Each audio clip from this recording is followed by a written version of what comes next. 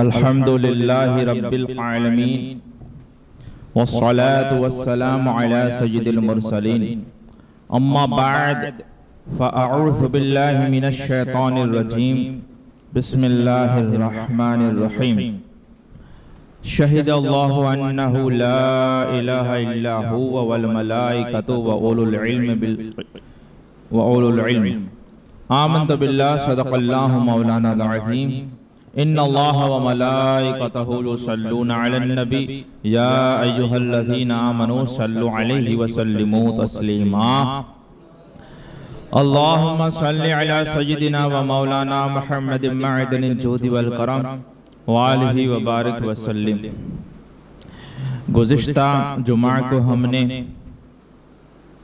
علم دین کے تعلق سے کچھ گفتگو کی تھی کہ اسلام میں علم دین اور علم دین حاصل کرنے کی کتنی اہمیت ہے، اور اس سلسلے میں صحابہ کرام اور تابعین اعظام علیہم الرضوان کے تعلق سے ایک دو واقعات بھی سنے تھے کہ وہ کس طرح سے علم کی طلب میں اور علم کی تلاش میں رہتے تھے، اور علم حاصل کرنے کے تعلق سے کچھ فضیلت بھی ہم نے سماعت کی تھی۔ اور ایک بات ہمیشہ آپ یاد رکھیں کہ دنیا اور آخرت کی اگر نجات چاہیے اور دنیا اور آخرت میں اگر کامیابی چاہیے تو علم حاصل کرنے کے سوا اور کوئی چارہ نہیں ہے۔ یعنی اس کے دو سٹیپ ہوتے ہیں، ایک ہوتا ہے علم اور ایک ہوتا ہے اس کے بعد عمل۔ تو اگر یہاں پہ کامیاب ہونا ہے اور آخرت میں جنت میں داخلہ چاہیے اور پھر جنت میں جانے کے بعد اس کے اعلیٰ مراتب چاہیے تو اس کے لیے عمل ضروری ہے۔ عمل نہیں تو عمل آدمی کیسے کرے گا؟ تو عمل کرنے کے لیے اور صحیح طور پر عمل کرنے کے لیے بھی علم ضروری ہے، اور جنت میں داخلے کے لیے یہ ایمان ضروری ہے۔ تو ایمان کسے کہتے ہیں؟ ایمان کیا ہے؟ کون سی باتیں ایک مومن کو ایمان سے نکال دیتی ہے، اس کے لیے بھی علم ضروری ہے۔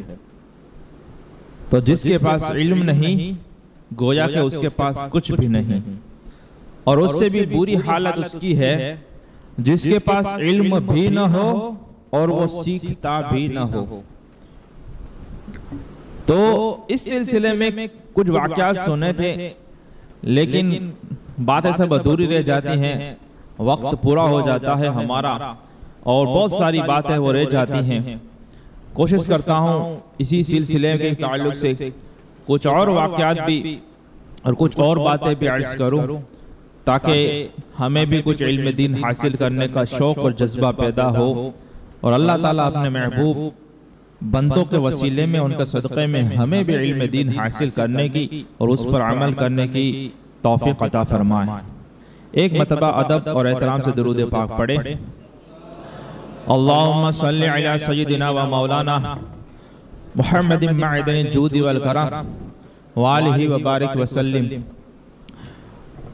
شروعات کرتے ہیں صحابی رسول، خاندان نبوت کے ایک فرد اور ہمارے نبی حضور سرور دو عالم صلی اللہ علیہ وسلم کے چچا حضرت عباس رضی اللہ تعالیٰ عنہ کے بیٹے عبداللہ ابن عباس رضی اللہ تعالیٰ عنہ کی تعلق سے۔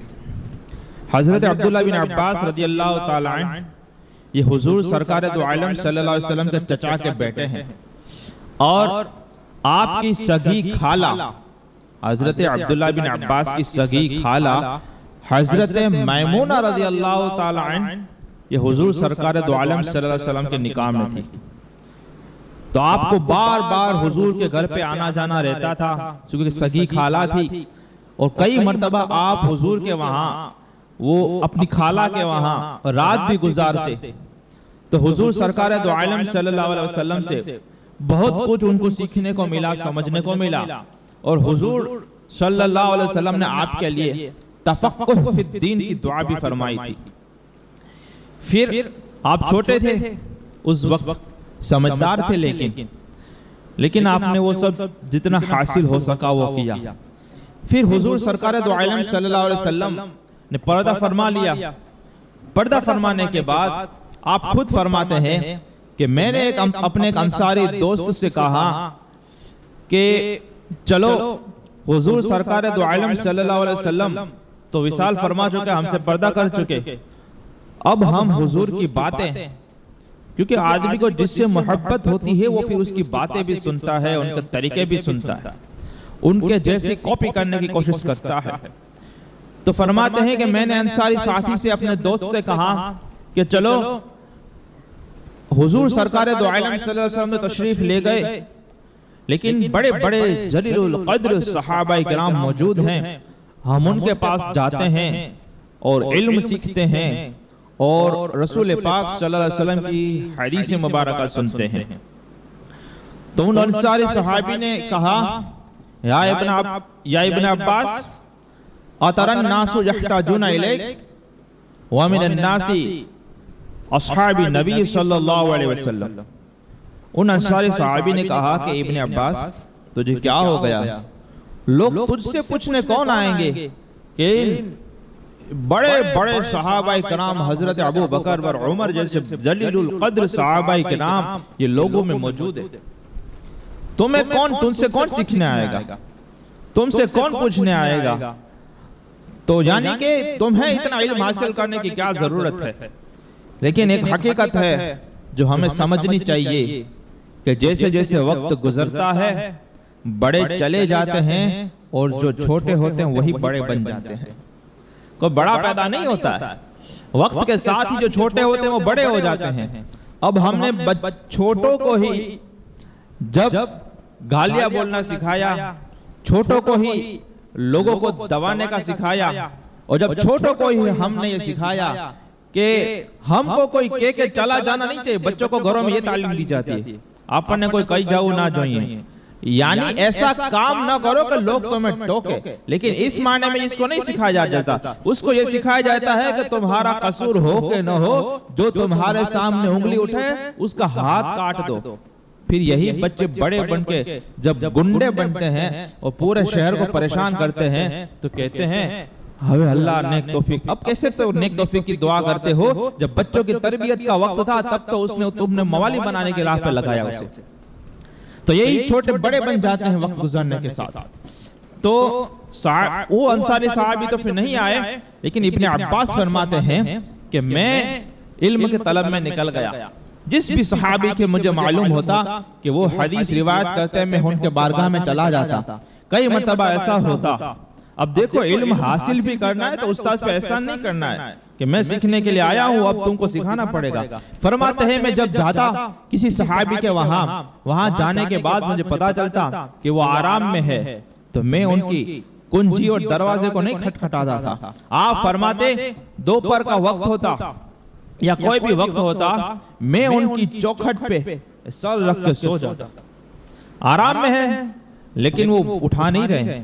اور عرب میں آپ سوچیں کہ وہ تپتی ہوئی ریت میں کوئی وہ ایسے سوئے گا تو کیا حال ہوگا، گرم یہ لو اور گرم ہوا کے تھپیڑے اور ریت یہ گرم، یہ بولے میرے چہرے پہ لگتی اور میرے بالوں کو میرے کپڑوں کو بالکل پورا گندا کر دیتی، وہ تھپیڑے میرے چہرے پہ لگا کرتے تھے گرم ریت کے، لیکن پھر بھی میں برداشت کرتا رہتا، یہاں تک کہ وہ صحابی خود جب دروازہ کھول کے گھر سے باہر نکلتے تو مجھے دیکھتے اور کہتے رسول پاک صلی اللہ علیہ وسلم کے چچازاد بھائی آپ یہاں پہ کیا کر رہے ہیں، آپ کو کیا ہوا، آپ ہمارے گھر پر آئے ہمیں بتایا تک نہیں، اگر آپ بتاتے کون سا کام تھا آپ حکم فرماتے، چونکہ آپ اہل بیت تھے، بولے آپ حکم فرماتے تو ہم خود آ جاتے، فرماتے نہیں چونکہ علم مجھے سیکھنا ہے لہٰذا میں نے یہ مناسب نہیں سمجھا کہ جس سے علم سیکھا جائے اس کو میں دروازہ کھٹکھٹانے کے بعد بھی ڈسٹرب کروں،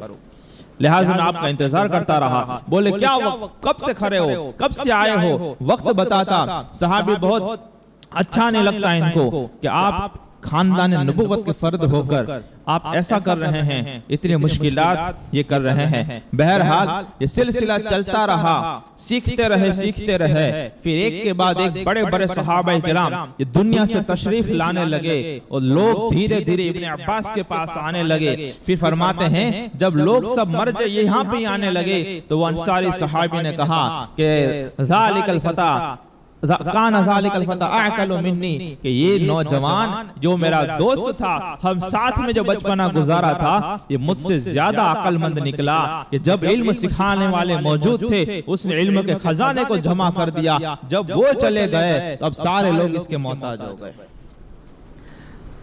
تو خلاصہ یہ ہے کہ اتنے بڑی شخصیت کہ حضور کے گھر میں جس کا آنا جانا ہو، رات بھی گزارا کرتے تھے، حضور کس طرح سے تہجد پڑھتے ہیں، کس طرح سے وہ سنتیں ہیں، وہ سب دیکھا کرتے تھے۔ لیکن بڑے بڑے صحابہ کرام موجود ہیں، لیکن انہوں نے یہ نہیں کہا کہ ہمیں علم حاصل کرنے کی کیا ضرورت ہے، ہم تو رسول اللہ کے چچا کے بیٹے ہیں، لیکن انہوں نے علم حاصل کیا۔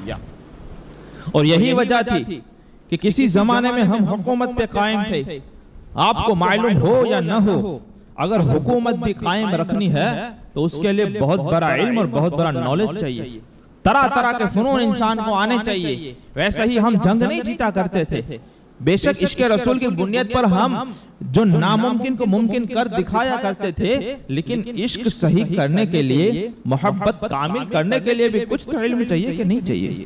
اب دیکھیں ہارون الرشید کا نام آپ نے سنا ہوگا، یہ خلیفہ تھے، اتنے جبار اور اتنے وہ سخت تھے کہ روم قسطنطنیہ کی جو ایک عیسائی عورت تھی وہاں پہ بادشاہ، وہ آپ کو خراج دیا کرتی تھی، وہ سال کا جو مقررہ ہوتا ہے وہ بھیجا کرتی تھی۔ وہ عیسائی عورت مر گئی، عیسائی عورت مرنے کے بعد اس کا بیٹا یہ تخت پہ بیٹھا، اب سال پورا ہوا، وہ آیا نہیں، خراج نہیں آیا، ٹیکس نہیں آیا، تو آپ نے چٹھی بھیجی، تو اس لڑکے عیسائی لڑکے نے جواب دیا کہ جو عورت تمہارا کہا مانا کرتی تھی اور جو تمہیں خراج بھیجا کرتی تھی وہ مر گئی، اب تمہیں کچھ ملنے والا، خلاصہ یہ تھا کہ اب تمہیں کچھ ملے گا نہیں، جو وہ تھی وہ چلی گئی، اب تو ہم ہیں، نیا زمانہ آ گیا۔ اب جب انکار کیا، وہاں سے چٹھی آئی، ایلچی چٹھی لے کر آیا، بادشاہ ہارون رشید نے کہا اپنے وزیر سے پڑھیں، لیکن اس کا رعب اتنا تھا سلطان کا کہ وہ وزیر اب ایسا انکاری خط، اسے پتا تھا کہ یہ سننے کے بعد بادشاہ کو جلال آ جائے گا، یہ ہارون رشید جلال میں آ جائیں گے، تو وہ بولے میری یہ تاب نہیں ہے کہ میں پڑھ سکوں۔ ہارون رشید نے کہا میرے کو لاؤ، میں خود ہی پڑھتا ہوں۔ انہوں نے جب چٹھی پڑھی، اس میں لکھا تھا کہ وہ عورت مر گئی جو خود پیادہ بنی ہوئی تھی اور تم کو رخ بنایا ہوا تھا اور تمہارا کہا مانا کرتی تھی، یعنی اتنا ہی لکھا تھا، لیکن مطلب یہی بنتا ہے اس کا، ایک تو بھیجا نہیں اور جواب میں یہ لکھا کہ وہ چلی گئی، اب ہم ہیں، ہم دیکھ لیں گے تم کیا کر سکتے ہو۔ جب ہارون رشید نے صرف اتنا پڑھا، اس کو اتنا جلال آیا اور اس کے چہرے سے اتنا جلال ٹپکنے لگا کہ سارے درباری بھاگ گئے ان کے سامنے، اور وزیر اور سب کانپنے لگے، صرف ہارون رشید وزیر اور یہ اس کا ایلچی باقی رہا۔ ہارون رشید نے اپنے وزیر سے کہا اس کو جواب لکھو، بولے میں طاقت نہیں رکھتا، بولے وہ ہاتھ اس کے کانپنے لگے، بادشاہ اتنا غصے اور جلال میں تھا۔ یہ میں بتا رہا ہوں کہ کتنا زبردستیت ہے کہ وہ لوگ اس سے، یہ رعب سلطنت کا رعب اتنا تھا کہ اس کے سامنے یہ لوگ کانپا کرتے تھے۔ وہ ہارون رشید کے سامنے وہ بولے میں لکھ نہیں سکتا، میرے ہاتھ کانپ رہے ہیں، اب جلال کا عالم ہے۔ انہوں نے چٹھی منگوائی، بولے میں خود ہی لکھتا ہوں۔ ہارون رشید نے اس پر اس عیسائی جو بیٹا تھا، جو نیا بادشاہ بنا ہوا تھا، اسے جواب لکھا کہ یہ چٹھی اللہ کے بندے امیر المومنین ہارون رشید کی طرف سے ہے، وہ عیسائی کافرہ کے جنے کتے کی طرف، اور وہ سنے اے کتے، اے کافرہ کے جنے سن، جواب وہ نہیں جو تو پڑھے گا، جو تو نے دیکھا ہے، جواب وہ نہیں جو تو اس چٹھی میں پڑھے گا، جواب وہ ہے جو تو دیکھے گا۔ اور حکم دیا لشکریوں کو تیاری کرو، اور سیدھا حملہ بول دیا۔ قسطنطنیہ گئے اور اس کو بالکل فتح کر لیا، اس کو پکڑ لیا، گرفتار کر لیا، اور وہ گر گرانے لگا، بہت آہ بھگت کی، بہت معاوضت کی، بادشاہ نے معاف کیا۔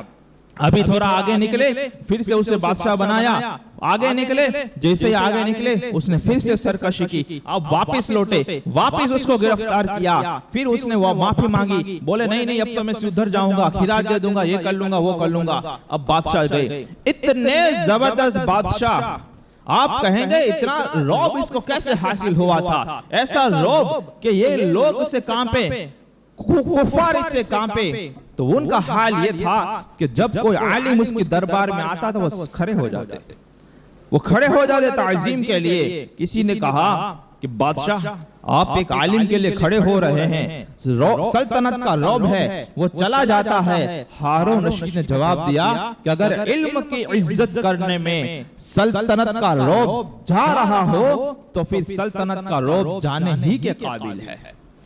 سلطنت کا رعب سلطنت کو جانے دیا جائے گا، لیکن علم کی یہ بے حرمتی نہیں کی جائے گی۔ اور اس طرح سے ایک ابو معاویہ ایک عالم گزرے، انہوں نے وہ آنکھوں سے معذور تھے، آنکھوں سے نابینا تھے، ہارون رشید نے ان کی دعوت کی۔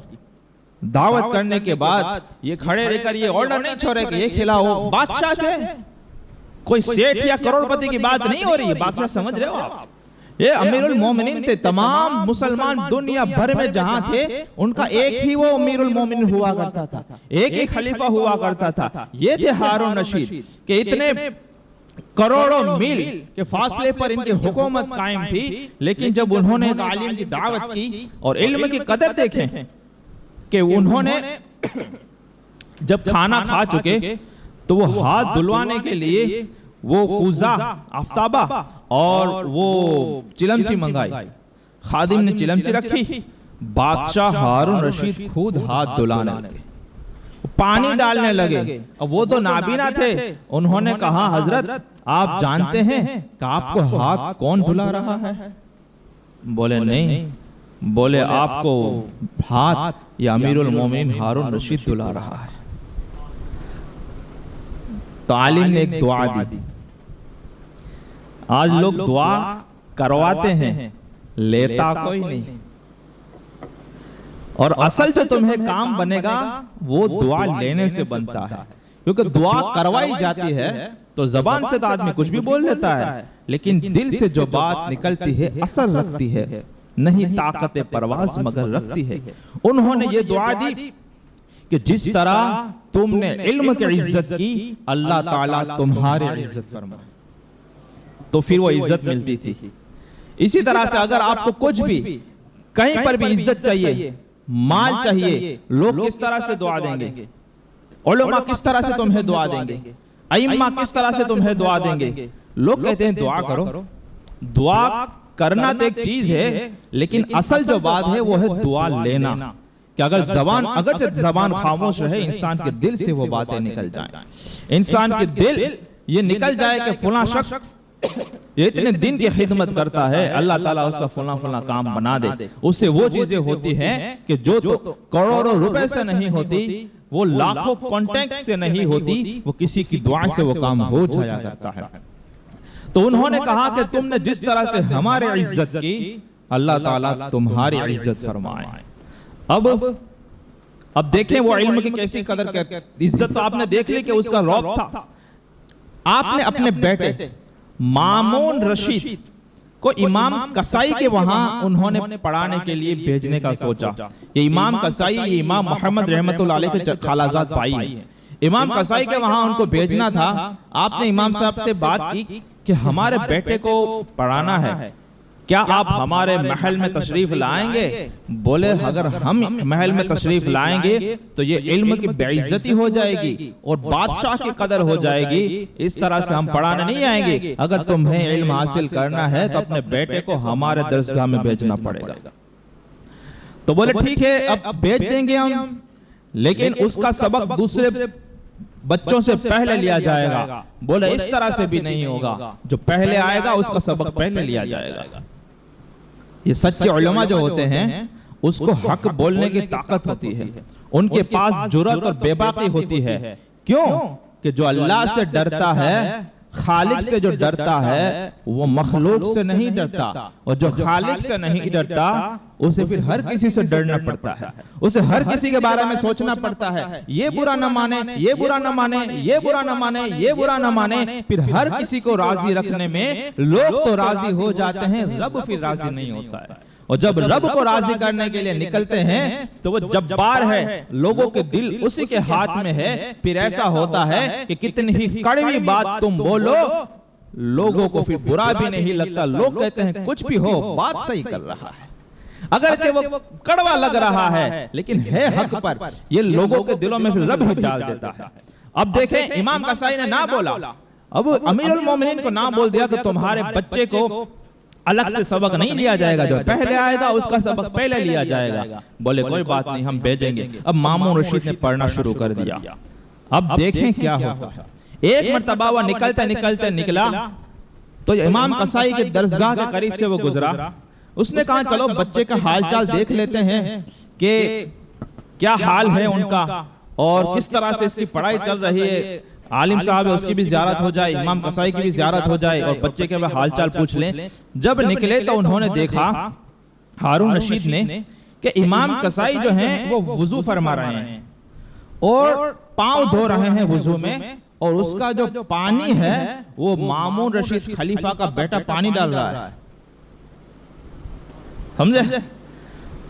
خلیفہ کا بیٹا وہ پانی ڈال رہا ہے اپنے استاذ کے یہ قدم دھلوانے کے لیے، اور جو امام قصائی ہے وہ وضو میں پاؤں دھو رہے ہیں۔ ہارون رشید نے اتنا دیکھا تو اس کے چہرے کا رنگ بدل گیا، جلال میں اور غصے میں آ گئے، سواری سے اترے، وہاں پہ گئے، کوڑا لیا اور اپنے بیٹے کو مارا اور بولے کم بخت، میں نے تجھے یہاں پہ علم و ادب سکھانے کے لیے بھیجا ہے، تیرے کو اللہ نے 2 ہاتھ کیوں دیے، تو نے ایک ہاتھ سے پانی کیوں نہیں ڈالا اور دوسرے ہاتھ سے اپنے استاذ کے پیر کیوں نہیں دھوئے؟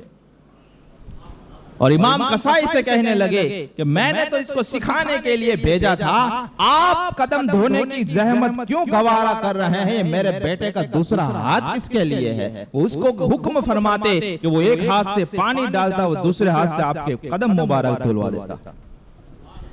تو جب علم کی قدر ایسے ہوتی تھی تو پھر علماء کی دعائیں بھی لے جاتی تھی۔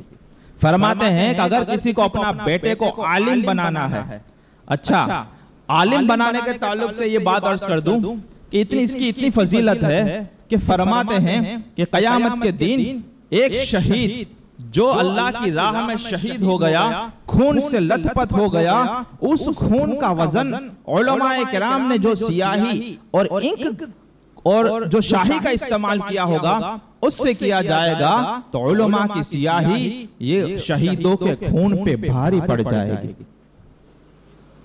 اور فرماتے ہیں کہ جب شہید قیامت کے دن علماء کلام کی شان و شوکت دیکھیں گے، شہید جس نے اپنی جان کا نذرانہ پیش کر دیا، اللہ کے لیے خون میں لتھڑ گیا، اپنی جان کی بازی لگا دی، اپنے گھر بار اور پریوار کے بارے میں نہیں سوچا کہ میں مر جاؤں گا تو میری جوان بیوی کا کیا ہوگا، میں مر جاؤں گا تو میرے بچے یتیم ہو جائیں گے، اس کا کیا ہوگا، صرف اللہ اور اس کے رسول کی محبت میں اسلام کو پھیلانے کے لیے اپنی جان کی بازی دے دی۔ کل بروز قیامت جب وہ علماء کی شان و شوکت دیکھیں گے تو شہداء تمنا کریں گے کہ کاش ہم بھی عالم ہوتے۔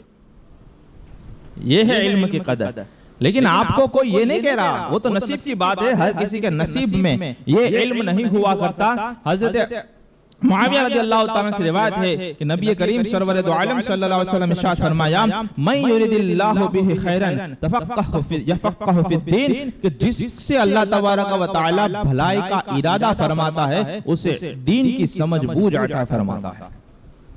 مال نہیں بیان فرمایا کہ بھلا، کیونکہ اللہ تعالیٰ مال جو ہے وہ اپنے دوستوں کو بھی دیتا ہے، اپنے دشمنوں کو بھی دیتا ہے، مومن کو بھی مال دیتا ہے، منافق کو بھی ملتا ہے، کفار کو بھی ملتا ہے، عابد زاہد اور نیک اور پرہیزگار کو بھی مال دیتا ہے، اور جو فاسق فاجر ظالم اور جابر کو بھی مال دیتا ہے۔ لیکن دین کی سمجھ بوجھ ہے، علم دین ہے، وہ صرف اور صرف اللہ تعالیٰ اپنے دوستوں کو اور اپنے پیاروں کو اور جس سے محبت فرماتا ہے اسے ہی عطا فرماتا ہے۔ لیکن ہم نے کیا کیا؟ مال کے پیچھے لگے۔ تو یاد رکھیں، مال کی حفاظت ہمیں کرنی پڑتی ہے جبکہ علم ہماری حفاظت کرتا ہے۔ اور مال کو تم خرچ کرتے جاؤ گے تو وہ گھٹتا جائے گا، لیکن علم کو تم خرچ کرتے جاؤ گے علم بڑھتا جائے گا۔ بہت ساری فضیلتیں ہیں، لیکن آپ سے جو علم کے تعلق سے کیا جا رہا ہے وہ یہ نہیں کہا جا رہا کہ آپ مدرسے میں جائیں عالم بنیں۔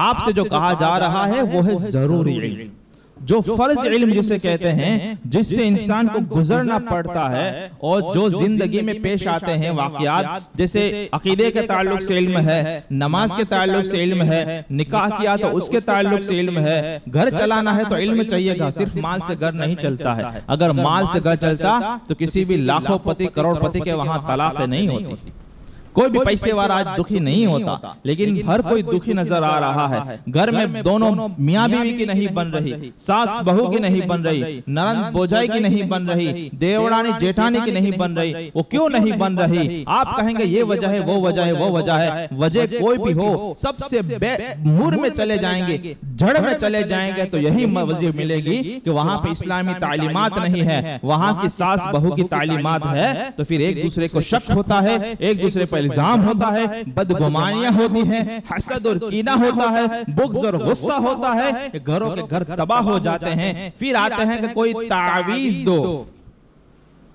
گھر میں شانتی۔ ایسے گھر میں شانتی نہیں ہوتی۔ جیسے سفر المظفر کا مہینہ ہے، نام ہی سفر المظفر، مظفر کا معنی ہوتا ہے کامیاب۔ بڑی بڑی جنگیں مصر وغیرہ ہم نے اسی مہینے میں پھیر کیا، اور ایک قول کے مطابق حضرت علی اور فاطمہ زہرا کی شادی سفر مہینے میں ہوئی۔ لیکن ہم نے کہا کیا؟ ہم نے ایک سولوشن نکال لیا ہے کہ کوئی بھی پریشانی یا مصیبت ہو، سارا دوست کا ٹوپلا کسی پہ ڈال دینے کا، کبھی پڑوسی پہ ڈالنا ہے، کبھی کاکا اور کاکی پہ ڈال دینا ہے، یعنی کاکا پہ نہیں چچی پہ ڈال دیتے ہیں، کبھی ممانی پہ ڈال دیتے ہیں، کبھی بہو پہ ڈال دیتے ہیں، اور کچھ نہیں ملتا تو بولے سفر کے مہینے میں بلائیں اترتی ہیں۔ ایک حدیث بیان کرو مجھے جس میں فرمایا گیا ہو کہ سفر کا مہینے میں بلائیں اترتی ہے۔ سفر کوئی چیز نہیں، حدیث میں فرمایا لا سفر، سفر جیسی کوئی چیز نہیں، اس میں کوئی بلائیں نہیں اترتی، وہاں پہ کوئی مصیبتیں نہیں اترتی۔ لیکن ان لوگوں کو جو الف با تا سا پڑھنا نہیں آتا، یہ لوگ گواہی دیتے ہیں کہ وہ کتنے 1,25,000 کیسی کچھ بلائیں اترتی ہیں۔ وہ اور خاص کر کے پہلے جو 13 دن ہوتے ہیں، 13 تیزی بولتے ہیں اسے، اس میں تو دھما دھم بلائیں اترتی ہیں۔ آپ کو بتاؤں یہ بلائیں کیا ہے؟ آپ کو نہیں معلوم۔ کہتے ہیں مصیبت ہے، یہاں پہ نیا بزنس شروع نہیں کرنا، اس مہینے میں شادیاں نہیں کرنی، اچھا کوئی کام نہیں کرنا ہے۔ ارے سارے دن اللہ کے ہیں، بسم اللہ پڑھ کے کام شروع کرو، انشاءاللہ اللہ تعالیٰ اس میں برکت فرما دے گا۔ جائز کام ہونا چاہیے، حلال کام ہونا چاہیے، ورنہ گناہ اور حرام کے کام میں بسم اللہ پڑھنے سے کئی مرتبہ کفر بھی ہو جاتا ہے۔ لہذا جو جائز حلال کام ہے وہاں پہ بسم اللہ پڑھنی چاہیے۔ اور آپ کہتے ہیں مصیبتیں آتی ہیں، اور وہ مصیبتیں چنے کھا کر چلی جاتی ہے۔ کیا بات ہے؟ لوگوں نے نکالا تو پھر راستہ بھی نکالا، کیا چنے بناتے ہیں، کیا بناتے ہیں، ایسا ہی کچھ بناتے ہوں گے، اور کچھ اس طرح سے وہ کچھ بھی بنا لیتے ہیں۔ پھر بنانا ہے، منمانی کرنی ہے تو پھر کچھ بھی بنا سکتے ہیں۔ وہ چھت پہ رکھ دو، ادھر ادھر ڈال دو تو بلائیں نازل ہوتی ہیں دھما دھم، 1.25 لاکھ 13 دن میں نازل ہوتی ہیں۔ اوپر سے چنے کھا کر واپس چلی جاتی ہیں، بولے اس نے چنے کھلوائے، کوئی بات نہیں، اب پریشان نہیں کرنا ہے۔ نہیں، یہ دن نہیں ہے، یہ اٹے کٹے دن نہیں چلتا، یہ سب اٹے کٹے باتیں ہیں، یہ اٹے کٹے نہیں چلتا، یہ پکی باتیں ہوتی ہیں۔ یہاں پہ شیورلی ہوتا ہے، یہاں پہ کنفرم ہوتا ہے تو ہے، نہیں ہے تو نہیں ہے، چلے گا تو چلے گا، نہیں چلے گا تو پھر نہیں چلے گا۔